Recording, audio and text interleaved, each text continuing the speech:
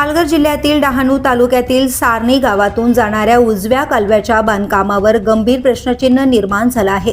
पाटबंधारे विभागामार्फत कोट्यावधी रुपये खर्च करून करण्यात आलेले कालव्याचे काम पहिल्याच पावसात अनेक ठिकाणी खचल्याचा आरोप स्थानिक ग्रामस्थांनी केलाय।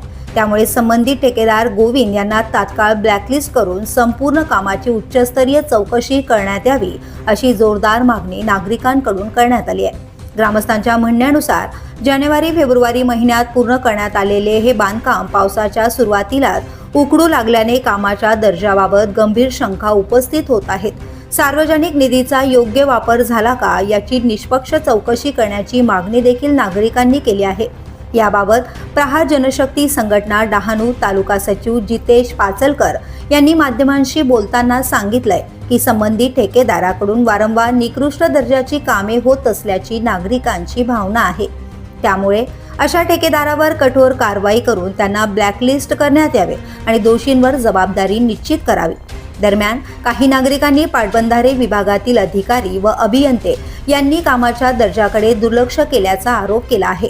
मात्र या आरोपांबाबत संबंधित अधिकारी किंवा ठेकेदार यांची अधिकृत भूमिका अद्याप समोर आलेली नाही। स्थानिकांच्या मते जर कामाची गुणवत्ता सुरुवातीपासूनच योग्य राखली असती तर सार्वजनिक पैशांचा अपव्यय टळला असता।